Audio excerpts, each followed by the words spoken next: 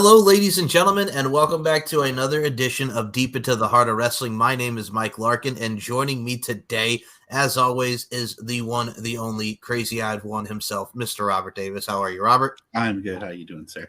I am good, and as always, we are joined by the demon lady herself, the demoness, the creature of the night, if you will, Miss Nicola McDonald. How are you, Nicola?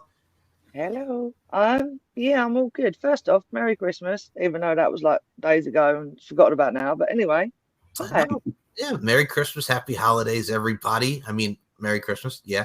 But the thing is, too, we're going towards the new year, and what a better way to come towards the new year with December 30th this Saturday from hometown, Nassau Veterans Memorial Coliseum, Uniondale, Long Island. AEW presents At World's End, main evented by MJF and Samoa Joe for the AEW World's Heavyweight Championship. We have 10 matches on the card, so I got to ask you first before you even get into this. Y'all excited for Saturday? Oh, man, I think I'm packing a sack lunch because that's a lot of matches, bro. And Nicola, your thoughts? I mean, we got 10 matches here. I'm not planning on sleeping that day, clearly, or that night, so it's not a problem to me because, demons stay up all night, apparently. All right, we're going to put a little disclaimer here. Tony, I'm talking to you, Mr. Tony Khan. New York traffic, as someone who grew up on Long Island, where East Islip is about 30 minutes from that arena. And I mean, y'all got a hotel across from Nassau Veterans Memorial Coliseum. You got LaGuardia Airport. You got Kennedy Airport. You got MacArthur Airport. Poor Adam Hopkins, your PR guy, lives in Long Island. So don't stay up there for 2.5 hours doing a doggone media scrum. Just don't. Just don't, but you will because you can't help yourself. So anyway, I digress. Let people go home is my main point of that message, folks. So let's get into At World's End. The end is here. The world is ending. It's the end of the world as we know it, REM. So let's start with the pre-show matches. We'll start with the hometown boy. Send Hook as Hook defends against Wheeler Yuta for the FTW Championship in an FTW Rules match. Real Glass, Crimea River. We know how these things go. I got to say, between these two, it's been off and on again, folks. Wheeler Yuta, Blackpool Combat Club going at it with Hook. Finally, we're going to settle the score in Hook's hometown of Long Island. I got to say, send Hook, Red Rum, Taz Mission, Kata Hijime. Hook retains in his hometown. I will start with you, Robert Davis. Are you looking forward to Hook and Wheeler Yuta, and who are you picking? I am absolutely looking forward to Hook and Wheeler Yuta. These matches are always great. When these two get together, they always put on something. To me, this is the future of AEW and maybe even wrestling in general. I know these guys get a lot of flack because they're on the smaller side, but given their, I don't think either one of them is even 30 years old yet. They still have a lot of time to grow and develop, not only as performers, but physically in stature, I don't think a lot of people realize that those kind of things do take time. And really at this point in time is all they have. Time is definitely on their side. But for sure, I'm going with the hometown boy. Good old 7:30 Hook. Hell to the yeah, man. Hell to the yeah. And when you talk about time, I always say time is of the essence. Why spend it alone? J-Lo, LL Cool J. All my pride is all I have. Pride is what you had, baby girl, what you have. To put a little New York reference in there with LL Cool J and Jennifer Lopez. Nicola McDonald, who you going with? Send Hook, Wheeler Yuta, FTW Championship on the line. Hook. I wanna see him retain. I like watching him fight, and he's a motherfucker you don't want to mess with. It's that simple. They are very compatible together as well, so it's going to be a good fight no matter what happens. I gotta say, to quote his father, brother. When you think of people like Taz and Brother, Red Hook section of Brooklyn, New York, 7:30, baby. You look at someone like that. I mean, the ovation he's going to get, you could kind of equivalent to when Taz debuted in the WWF against Kurt Angle at the Garden at the Rumble. Like, it's going to be fever pitch for the hometown boy. And I mean, Hook is another one. Much like Robert said, we have two guys that are in their early to mid 20s, and Wheeler has shown up and shown out much like Hook. So I'm really looking forward to seeing the type of matchup and the dichotomy that they have. And then there's another match on the pre-show. It is a 20-man battle royale for a future AEW TNT Championship match. We don't know the participants yet, but I will say this. I'm going to give a pick here because he's been red hot on fire. He's coming back. He's powerbombing motherfuckers into the mat. It's a symphony of destruction, just like the Pied Piper, if you will. I'm going to go with This Is War, Wardlow to get that shot. And also Christian Cage is the champ. So, hey, man, we'll maybe get some Dead Dad references up in there because that's how he rolls. Now, for you, I'll start with you, Nicola. We got all these participants in the Battle Royale. TNT Championship shot is on the line there. Who you going with, man? I want to see Christian Cage just get beaten up. Someone kick him in the nuts, seriously. Honestly, every time he's standing there, I just sit there going, who let Grandad out? Seriously, put him back in the box. But anyway, because I don't know 100% who's in it completely, it's a hard one. So, Wardlow. No, yeah, Wardlow. I agreed with you 2 seconds ago because he needs to be seen a lot more. And he's got to have better matches that he's been given as well. Yes. Roberto, who are you going? I'm actually going to go with Rush. I think Rush had a very good showing in the Continental Classic. And to be honest, everybody did, to be honest with you. But I think Rush is definitely a name that should be in there trying to get a belt. You know what I mean? I think he would be good. Los Facciones Ingobernables, Rush. Now, I got to say this about Rush, man. He, to go off what Robert's saying about what he did in the Continental Classic and his AEW run so far, I also equate it to what Dragon Lee is doing over now in the WWE auspices as the North American champion. I think both of them are really just shining bright. I got to say, for the two brothers there, man, Roberto, on their separate companies, man, they've been really killing it thus far. Man, I always kind of cringe when I see these guys who are just spectacular elsewhere go to WWE because sometimes it doesn't translate well. But with Dragon Lee, it's been great. Man, he's being primed for a really good position in WWE, and I'm very happy to see that. Especially with guys like him and guys like Damian Priest. Which when he signed with WWE, I was almost sure he was going to get lost in the shuffle, and I'm happy to be proven wrong with that. I think he's a legend. Yeah, man, and he has that influx. I like Damian Priest. Me too. You have that influx of just like that body transformation that he had from his days as Punishment Martinez to where he is now. I think it doesn't matter whether it's the Hispanic heritage or just the superstars in general. We have so many great talents, international side and stateside, that are really coming into fruition of many different various companies. And it's really a great wrestling revival, if you will. So yeah, if you're FTR. But I got to say, first and foremost, guys, to start off this pay-per-view, because we will discuss FTR. I think there's a rumored match we'll get into here. But I figure we start with a matchup that I know you two have a vested interest in. And we're going to talk about the TBS Championship is on the line as the house always wins. Julia Hart representing the House of Black against that girl Abaddon. Oh, man. And what a better way to start.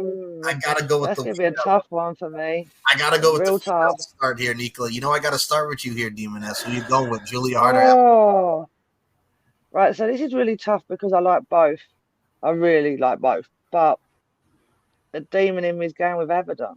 Purely because I want to see so much more from her, and she is so capable, and they need to show more of her. So to go against her as well, a member of, and I love the House of Black, just so everyone knows that. Huge fan. But with this one, I've got to go with Demon Girl Abaddon. Roberto, 100%. Man, to kind of preface what I'm going to say, because just like Nicola, I'm a fan of both of these ladies. It's great to see Abaddon finally get something going for her. She's had a lot of momentum in the last few weeks, about the last few months since she's been back on TV, and it's great to see because she's been with the company for a while, and she was just kind of doing things here and there, and to actually see her in a pay-per-view match, not just a pay-per-view match, a championship pay-per-view match, is fantastic. But unfortunately, the house always wins, so I'm gonna go with Julia on this one. Yeah, I like how you both preface, and here's what I gotta say. Julia Hart, when I look at this girl, this woman started out as a cheerleader for the Varsity Blondes, and she was coming out with that rah-rah sis boom bah, if you will. and now she became this dark transformation, getting misted in the eyes by Malachi Black, and has just become this goth Stevie Nicks variation that has really taken up the influx of the women's division. And who would have thought, like, realistically, where she was then and where she is now? How, like, damn. I like it when they do these. She really had it in her. Agreed. And then you have Abaddon, who is just buck wild and really has come onto the scene, whether it be Halloween or what have you. She's just, you have the two spooky cats going at it. It's like, who can outscare the other? Who could go tit for tat? And for me, man, I got to go with Roberto on this one. The house always wins. I think Julia Hart is in the start of what's going to be a great TBS championship run, and I can't wait to see who she faces next. So speaking of next, we're going to go to another women's championship matchup because it's time for Chin Up, Tits Out, and Watch Out for the Shoe. Yes. Because it is Timeless Tony Storm taking on that girl Riho, who they attacked a mere 6-7 months back. She was not hit with a shoe, but she was hit with some spray painting up in her. You know what I'm saying? Know what I'm saying? So, Roberto, I'll start with you. The Timeless Tony Storm, or are you going with Riho? Can I be a silly hoe? I don't want no scrubs. Who are you going with? Man, I love Riho, though. Me too. I think she's fantastic. Just a little firecracker that just can do anything and everything that she wants. But I can't go against Tony. So I'm definitely going Tony Storm. I hope she keeps the belt forever, to be honest. She can keep it for the next 5 years for all I care. Nicola? You know who I'm going with. I've got her. She's like amazing, funny. Her accent is to a T, obviously being British for me. So it's like, yep, you're amazing on that one. Yeah, she's got to win it. I love the other one. She's cute, but no, she's winning this just because I want to see her throw a shoe at someone. Okay, I have to add on to Robert's point because you made me laugh when you said little firecracker over here, Mr. Robert Davis. Here is my only gripe. Like, you're coming back from getting attacked, what was it, like 8 months ago, right? It was a while back. Yes. So my thing is, why the hell are you coming out there smiling and just skipping? I'm like, if she attacked the bejesus out of you, man, little Riho, you firecracker, you coming out there smiling and just skipping. I'm like, what are you doing? This is like Jeff Hardy just dancing. Matt's getting attacked. Fuck you, Matt. Getting his ass kicked. Yep. Yeah, and he's just standing there dancing away. I think it's because doing that. I used to do that when I was younger. No, never mind your brother getting his ass kicked. You know, it's no big deal. Yeah, you just have a dance in the corner. Oh wait, is he getting beaten up? Yeah, fuck it, I'm just gonna keep going. Never mind. Shit, he's getting his ass kicked. I'm coming, Matt. Yeah, 2 hours later, and he's still dancing, and Matt's unconscious on the floor. I'm gonna tell you what they ran like. They ran like Dirty Mike and the boys and the other guys. Oh shit, it's the cops! Rub your dicks on the car as you run away. You know, that whole type of vibe. Oh my, yeah. But no, hey, at least you didn't bring up oranges. That's all I'm saying to that. But no, I love the Timeless Tony Storm gimmick. It's very Mildred Burke meets Marilyn Monroe. I love it. I gotta go Tony Storm. I think we're all in agreement that Timeless Tony Storm and her shoes. Mind you, she was barefoot this week, guys. Yeah, she absolutely was. She might have ran out of shoes. She might have. I think she has. She's thrown too many of them. But I want to say one more thing about the fact that her accent, the way she does it, is posh, like posh Londoners. And that's what it comes across as to me, because obviously being here, I've seen some of them, but she does it so much better than they do. So just a shout out to Tony Storm, you do it better than the Brits do it. Simple as. She's adopted the accent, man. And what is she originally from? Like Australia? She's adjusted to it. New Zealand. Yeah, New Zealand, thank you. New Zealand. Yeah. I didn't know that. I generally thought she was British. So I was kept looking at her going, what? And then someone went, no, she's from somewhere else. And I was like, that can't be right. What? She's so legit, sounds like us. So it was like, so yeah, loving Tony Storm. She can stay and do her magic forever for all I care. That's amazing. You keep going, girl. One last thing I'll say on Tony is I think Saraya kind of spilled the beans where she goes, wait till you see her start talking British. Well, Saraya, we see her and we like what we see. We do like what we see. We do. We like Tony Storm. Yes. We like her. We do. Next up, let's see, where should we go here next on this card, guys? Okay, we'll do this match because Chris Jericho, when he's not drunk tweeting at 4 a.m. to Stephen P. New and the Jim Cornette family, if you will. I don't sign no NDA. Employee handbook. Little bit of the bubbly. You goddamn son of a Bubbly. bitch! You want to take Tony Khan's dick out of your fucking mouth, you son of a bitch! Like what? Like it's Christmas. It's 4:00 in the morning, Chris. What are you doing, Chris? Like we all saw that exchange. Like, what are you doing, Robert? When it's 4:00 in the morning, I am not drinking Grey Goose and friggin' drinking a little bit of the bubbly and talking about Stephen P. New. I'll give a rat's ass about Stephen P. New. Yeah, We definitely don't drink at 4:00 in the morning. No, I'm definitely awake, but not drinking. No, not drinking. Probably drinking coffee, not a little bit of the bubbly. No. Or Coca-Cola. That's my worst one. And I think, yeah, I'm going to bed now. But oh no, here's a can of Coca-Cola now. I'm drinking it, and then that's it. Awake. What is it always yeah. like the end of the year? Like first it was Tony Khan and Big Swole during that whole debacle. Now Chris Jericho's getting drunk at Jim Carter. Like, what is going on? What is it about Christmas time that brings all these Grinches out, man? And just because you mentioned Coca-Cola. Yeah.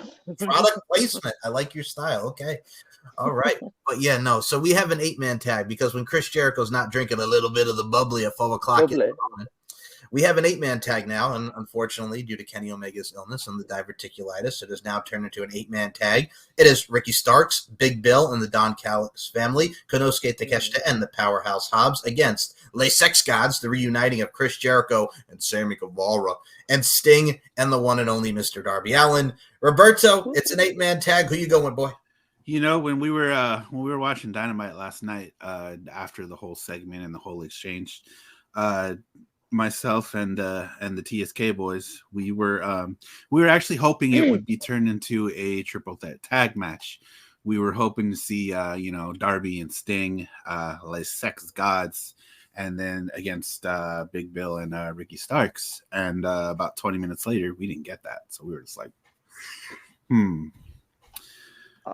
So I was unlucky. I unfortunately went to work today, so I didn't see it till I got home. So I wasn't there annoying them all like I normally am. I unfortunately decided that I needed to sleep, so it was like, yeah. You probably made a good decision. Well, it Really? was a decent show. That segment particularly was a little weird, but I think I'm gonna have to go Les Sex Gods, Sting, and that crew. That boy Darby. That boy Darby. Darby. Now, Nicola, who you going with? This is an 8-man tag up in her. Well, I'm obviously leading one way because I am a Derby, as you keep saying, Derby fan. So obviously them, yeah, them two, I guess, and whoever else does tagging with. So yeah, that side. Okay, so Like I said, unfortunately, I didn't see it yet, so I missed it yesterday. So apologies, my bad. So it's interesting to me because everybody on Twitter is like, oh, God, they're already putting Sammy back with Chris Jericho. He was only a heel for like 10 weeks. I'm like, first of all, Sammy got a concussion, number one. He was probably gone 8 of those 10 weeks, right? Yes, he had a baby. And number 3, because Kenny Omega's sick, so you got to do something. So you have this 8-man tag. And, I mean, if Tony Khan and how he books, if he wanted to do the Vince Russo, swerve, bro, here's what we're going to do. We're going to put them back together. Then we're going to split them apart again as the greatest book of the year. So we can do that, or we can have the norm of just having Chris Jericho and Sammy Guevara and all them win, which I think they will. And I think the person that's going to take that L for their team, the Callis family, is going to be Kyle Fletcher, because he seems to be the one that takes a lot of the L's, if you will, for the Don Callis family. So I, too, am going to go with Team Les Sex Gods, if you will. Our ROH TV champion, Kyle Fletcher. Yes, I know. Congratulations to Kyle. Yes. And I like him. I really do. But here's the thing about it. I hated that too. I'm glad you brought that up. ROH TV champ Samoa Joe's just like, meh, I don't want it. Not even just like, I'm going to go for the championship, or, even still say the championship, just like, meh, I don't want it. Does that kind of give you that feeling too, Robert? Am I doing that correctly? The meh, I don't want it. Yeah. Samoa and Joseph are good. Our good California boy, Joey Samoa, he's on to bigger and better things. He just flung that shit. Dear. I didn't. Get to that. Wow. Yeah, we'll get to that later in this episode here. So next up, here's what we are going to go with. And now, all right, Robert, you can tell me if I got this right, because I was talking to you in our chat here, guys, when we talk outside of the microphone, if you will, and the video aspect of the show. I said to you, I'm like, okay, so the video package is wrestling is my poison. I thought she was my poison. I have no problem with avoiding people to appease my wife now, but I want to go after my wife's client because he's an asshole. So we're going to get Miro versus Andrade El Idolo. Did I pretty much sum up that video? Yeah, you got it. Like, I'm like, all right, so we're gonna get Miro and Andrade, and first of all, you went with your God, so you went with your God, so I'm gonna try and win this tournament, and it was CJ Perry and the Miro interaction, so yeah, Miro Andrade, woo. If I had to pick someone in this, I'll go first on this one because I just could not believe what I was watching last night. I'll go Miro just because Redeemer. I think CJ Perry's going to turn on Andrade. They get back together, kick in the ding ding by CJ Perry to Andrade. Go F yourself, Andrade, and Miro wins. I'm going to go with the lady first here being Nicola because she's laughing, she's smiling. I see you. Who you going, Miro or Andrade? Oh, you mentioned the Nick kick. The Nick kick. Oh yeah, Nick. exactly. You start talking about kicking people in the dick, then it's So not only do I apparently take souls, I also kick people in the dicks now. That's a new one. The Nick I'm kick. learning. Forget about the Nick kick. Forget about the Trish kick. Forget about the Trish kick. Trish Stratus, you're done. Nick kick. That's what it is. Nick kick. Oh yeah, I can imagine. I'm going with Miro because I have seen what you two are talking about, so I know about this one. And yeah, it was a what the fuck moment. I'm confused, which isn't hard because it's me, but you know what I mean. I just sat there going, yeah. So Miro, I'm going that way. Who are you going with, Roberto? Yeah, we're going with Miro here. I was kind of joking with the boys when this match got announced. This could be the loser goes back to WWE match. But I think Miro, it's definitely Miro's time. Both of these guys, though, have just kind of been, what's the word I'm looking for? Maybe streamlining it just a little bit, kind of hovering in it. Yeah, there you go. Stuck in the limbo. And I think this will be a good match for the both of them, to be honest. And it's Miro's time. Here's my thing. And again, it reminds me of like when CJ Perry Lana was with Dolph Ziggler for a little bit, but then, they screwed it up because they announced their engagement when it's like, you're supposed to be hating each other, kayfabe, brother.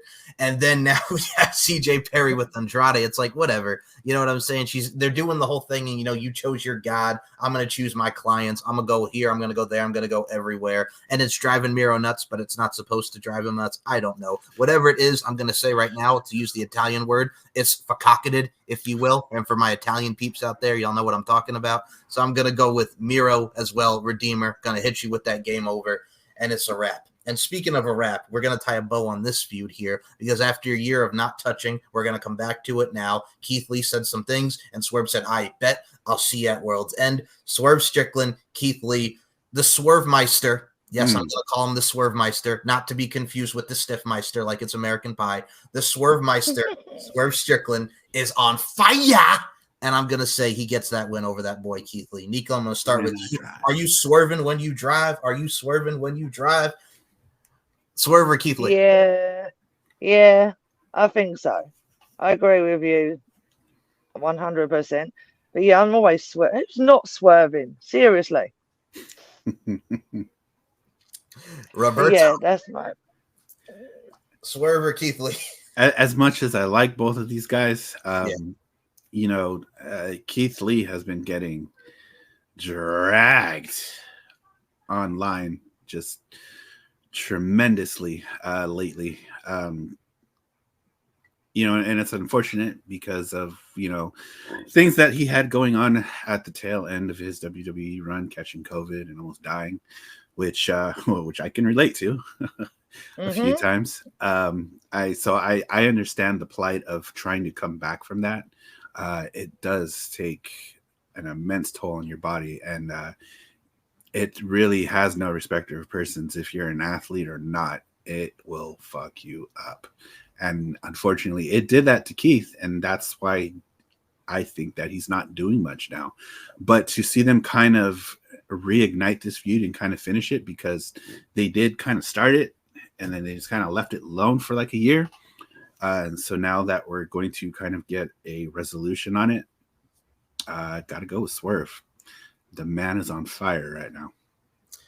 Agreed, man. And here's the thing: when you have an act like Swerve, like I've been following him since the Killshot days with Lucha Underground, of course, MLW, his work in WWE and many different various promotions. Yeah. I mean, he was so underused there in WWE. I could have felt like he was doing the 205 stuff. He could have been a cruiserweight champion, or he was a North American champ for a little bit. But I mean, it's interesting too with Keith Lee, like you mentioned. I know he just did a thing with his former partner Shane Taylor at Ring of Honor. But, like, dude, like, he's kind of just been coasting. We talk about that stuck in limbo. Keith Lee's kind of stuck in limbo. So, man, I got to go Swerve on this one. And we swerving when we drive. We're going to be dancing like Prince Nana. We're going to be all up in the mix, if you will. And it is true what they say about COVID having lasting effects on people. A lot of people still suffer with different things to do with it now, even if they've had it once, twice, 3 times, 4 times. And it just sucks. The fact that so many people are still struggling with it. So, yeah, but, you know, we'll carry on, don't we? I agree. Keith Lee will be fine. He'll be fine. Swerve. He'll come back and back. Swerve, yeah. Well, Swerve to the left. I will say, Robert Davis, we are glad that you are still with us, brother. Same with Keith Lee. It's all always. All the good brothers. So we're throwing it up. So next up, to not put a damper, but to put a happier note, if you will, on this podcast. Eddie Kingston, Jon Moxley, Trios Championship, Ring of Honor, never open championship. Holy shit. Oh my goodness. Eddie Kingston, Jon Moxley, what a promo last night. It's a 3-year in the making. It's Long Island. It's the Northeast. It's New York. If Eddie Kingston does not win, not only will we riot, but exactly what the actual fuck. I'm going with Eddie Kingston. Let's knuckle up. I'm going with Eddie Kingston, the Mad Kingpin, if you will. Robert Davis, who you going with, the Mox or the Kingpin, Eddie Kingston? Man, both these dudes are my guys. I love these dudes because they make it real. It's relatable to everyday people like you, me, Nicola. It's awesome. But I'm going with Eddie on this one. The king of the underdogs, the king of the bums. You know, that's just the way it is. Nicola? I'm exactly the same. I've liked seeing Eddie just kind of be more around and winning titles and stuff like that. So, and he's done amazing, but I'm the same. I like both of them. Moxley bleeds all the time. So obviously anyone who's bleeding, we like, simple as. But it'd have to be Eddie because he's a legend in himself and he's just crazy as shit. So yeah, let him win. Let him get all the titles. I'd love to see just a lot more of him with belts. Just someone has to tell Eddie that this isn't real, bro. Like, yeah, someone does need to tell him that one. like, don't go out. Don't hurt him. Don't hurt him. I'm not going to hold back. I watch Eddie Kingston promos just to get fired up. Like, I don't listen to music. I don't drink coffee anymore. The energy drinks, get out of here. Eddie Kingston promo. God damn you, Jamar! You know, the fire. Just listen to his music. Listen to his promo music. That's it. You're gone. It gets you going. He does. You lowlife, scumbag, piece of shit like CM Punk. Go fuck yourself. You judge me. Why? Because I was fat, because I don't kiss ass and be friends with the Booker. Not even the Booker, but the Booker. Like, come on now. How can you not get fired up by that? But yeah, I got to go with the Mad Kingpin, man. Eddie Kingston's the Mad King. Like, again, 3 years ago, they had that match for the World Heavyweight title. If he doesn't win, for me, the storytelling aspect, it doesn't make any sense. Number 2, he's not. And number 3, it's very oriented around all Japan, and we know Eddie loves that Japan style. So let's go. Let's go, man. Eddie's on fire. He's on fire. Eddie is on fire. I'm going to hurt you, Claudio. Wild thing. Dan. I heard that song earlier, and I was like, oh, I know that. God damn it, Eddie. Just chill, bro. First of all, the fact that he called Jay Lethal Jamar by his first name, I'm like, oh, shit, we're really going there. It's like, oh, shit. We're really going there. He doesn't hold back, does he? He never holds back. He's just like pure, look, that's it. You are fucked. I would love to see a promo off with Eddie Kingston and Juice Robinson. One will roll a motherfucker up, and the other one, right? That would be something. Oh, my goodness. Well, we've seen some promo offs. We've seen some battles in our next matchup as Christian Cage defends against Adam Copeland, and it's really hard to call him Adam Copeland, and a no disqualification match for the TNT Championship. Mama Wayne got the D, as he put it, if you will. He was in there like swimwear, and Nick Wayne over here looking like an emo kid who got pissed at his mom because he cannot play Tony Hawk's Underground for 2 weeks. So it's one of those vibes. It's one of those. It's one of. I'm sorry. Okay, I'm sorry. The kid is 18. You're trying to make him look like he's a big badass, like Billy Badass over here, and I got nothing against him. Don't make me laugh when I'm drinking something. You do that to me when we're not on air, and that's even funny. You can't see me do it, but you can now. And I'm not trying to be. I'm really not trying to be disrespectful. But when he's trying to give me that mean shoulder shrug, look, I'm like, you get the fuck out of here and go back to the skate park, you son of a bitch. I digress. Nick Wade. Nick Wade with that high-octane aerial assault looking like an extra out of the Disney Channel original movie Brink, and his mama with Christian Cage, and you got Adam Copeland over here just ready to rage. I don't see them giving Edge the title, Adam Copeland. I think Christian Cage's money. This is some of his best heel work in years. I got to go with that boy, Christian Cage. He's doing it for the peeps. And not only is he doing it for the single mamas, he's doing it all for the single ladies. So put your hands up or I'm going to talk about your dead daddy. Now, Robert Davis, who you going with, Christian Cage, or are you going with that boy, Adam Copeland? I got to go with the patriarch, man. Christian has just been killing it. As much as Nicola wants to kick him in the dick. Yep. Yep. Oh, it's that. Oh, yeah, no. And she never fails to mention it. But Christian, I'm not the only one. Christian has been killing it. I mean, realistically, at this point, it's a matter of who is going to take this belt off of him next. I don't think it's Adam, but it's going to be somebody. All right, Nicola, Christian Cage, who you want to kick in the dick, or Adam Edge Copeland on this day you see clearly? Who are you going with? Purely because I want to kick him in the dick. This is hard because they're both as good as each other, and like you said, he's done the best like this year alone. And Christian Cage is a legend, even though I do want to kick him really hard. But anyway, I actually want to see Edge beat him, only because it's something new and it's in AEW. They've probably done it hundreds of times before, but it's just saying, I don't know. Yeah, I'm going with Edge just to be different. There's always going to be one different one in a little pack. So, yeah, you know. Fair enough. We agree on most things, but it'll be a good match, though. I think what they've got going on has been pretty cool. I think once we start getting to them tagging again and going on a tag run, I think that's going to be something that's really special. For those of us that are old enough to remember their tag runs in WWE, WWF, it'll be really cool to see them go out on a high note. Not only go out on a high note, but go out together. I think that's really important.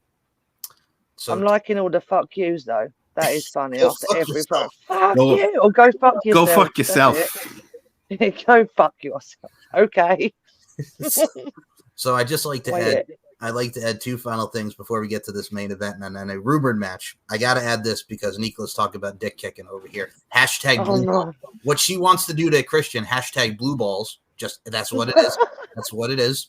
So Facts. You're welcome. And as Roberto put it over here, talking about the WWF tag team run, I equated to think of their feud in 2001. When Christian hits Edge with the King of the Ring tournament, talking about mom made a mistake 28 years ago by giving birth to you, having the match at Unforgiven 01, having the ladder match at 01. Think of that, but just heightened to the next level over 20 plus years later. And that brings us to a rumored matchup, which I'm sure Tony's going to add more matches as of this recording. But FTR in the House of Black, man. Give me some Malachi Black and Buddy Matthews against FTR. I've been loving the work that they've been putting into this feud. What are your thoughts, Roberto? I'll start with you.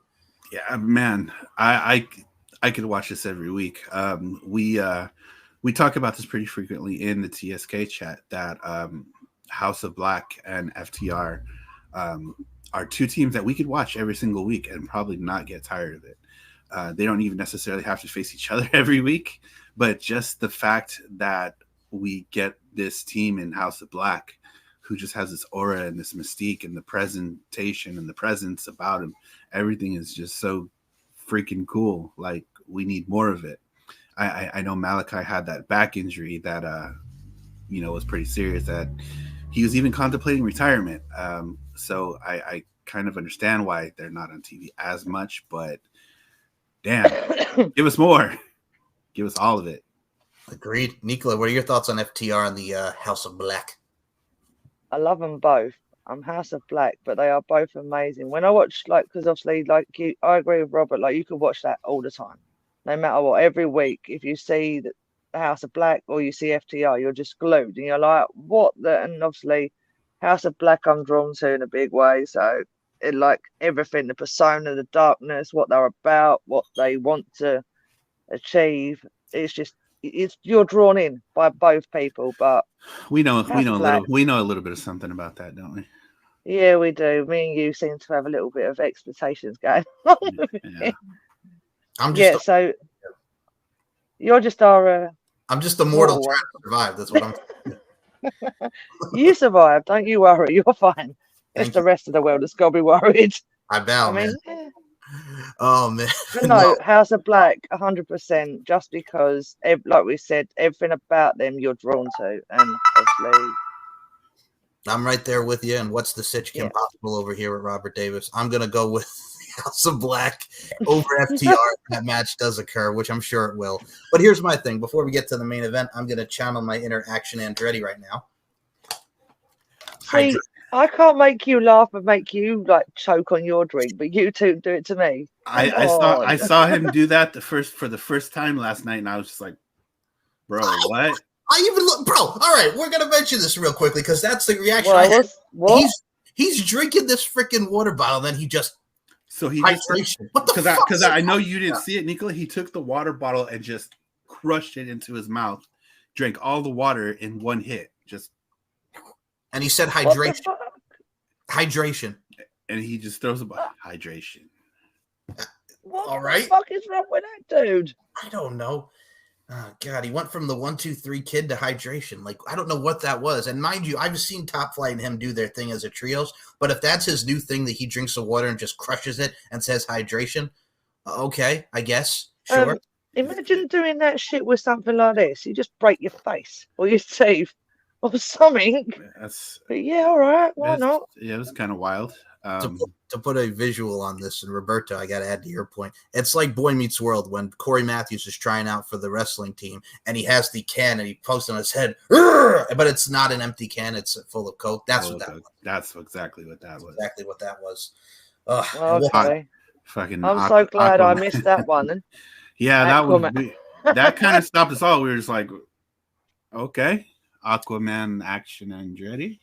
I got to give a shout out to Papa Lark, because Papa Lark and I were watching that together. He goes, "What the hell was that?" And I'm like, "Hydration." Hydration? I don't know. He's like, "What the hell did he just do?" I'm like, Hydration. That's what that was. That's what that was. Sure. Boy. Anyway, if there's not a damn shirt on the AEW shop that says hydration. Hydration, crushed water bottle. Action Andretti on the back or something. If that was, again, I equate this to Nick Wayne. If that was his idea of trying to make him look like a badass, that was the ultimate fail of the century. Fucking hydration. What's next? You're going to say water sucks? It really, really sucks? Or H2O? What is this, the fucking water boy up in here? God. Up in here. My goodness. Do you know what? I've watched so many Adam Sandler films recently. You just said Waterboy, and that was one of the ones that we were made to watch over Christmas. And fuck, there was loads of Adam Sandler films. Seriously. Fantastic. Oh. No, I love Adam Sandler, but after 8 movies, one after the other, and you're like, fudge. How many times can you watch Grown Ups 2 without laughing? Seriously. No, Colonel Sanders, you're wrong. Mama's right. Powerbomb, courtesy of Captain. You can do it. Sorry. That fucking film. Oh, my Lord. My bad. No, you're good. Speaking of films, you can check out this gentleman in the latest Iron Claw movie about the Von Erichs. MJF defends the AEW World's Heavyweight Championship against Samoa Joe. Now, Samoa Joe did some biz and ass with the Devil, and the new Ring of Honor World Tag Team Champions are the Devil's henchmen. We have no idea who they are or what they do. Hired goons. Hired goons are the tag champs. I've got no idea, but I'm hearing too many rumors, so it's just like, which one do you go with, really? Isn't it? I suppose who the goons are and who the actual It, devil it's created is. it's created a lot of interest. It's created a lot of talk. Yes, I think that's cool. Agreed. Now, who do you I think? do have one theory. Okay. I do have one theory on who I think the devil might be, but then again, I read this and I think loads of people have said it, but he's not the right height, so that's why I'm like, I thought it was Jack Perry, but it might not be because the dude is not small enough to be him. You know what I mean? The height's not there, so it's like, Yeah, is he there's not in? Is he still around though? he is. 'Cause He's oh, not I've not seen him. he's not suspended anymore. So it's only a matter of Nice. time before he comes back. I kind of hope he's not the devil. Me too. I think that'll Mm, definitely fall flat, really flat. My theory from the beginning was always that it was Adam Cole, and the two goons were Bob the Fish and Kyle O'Reilly. But given how big these guys were, if the guys playing the characters are the actual wrestlers it's themselves, like these guys were massive. Like these guys were easily 6'1", 6'2", because MJF goes only about what 5'10", 5'11", Something like that. Yeah. and these guys were towering over him almost. Somebody made a joke. Alexander Hammerstone said, "Am I supposed to be the tall one?" For those that are not familiar with that, Alexander Hammerstone and Richard Holiday were a group in MLW. I had seen talk about it being Hammerstone and Holiday too. Yeah. But that's the thing. We have to see. It has to do with someone with MJF's past. I mean, Kyle O'Reilly, I think, is one of them. I don't know if it's Bob the Fish. First of all, Bob the Fish, is that like relation to Bob the Builder? Is that what that is there, Robert Davis? Is that, yes. Bob the Fish. Yes, Bob the Fish. He drives a minivan, picks the kids up from soccer practice. Okay. Fair enough. Okay. Leaving them kicking and screaming like Will Ferrell. Anyway, I digress.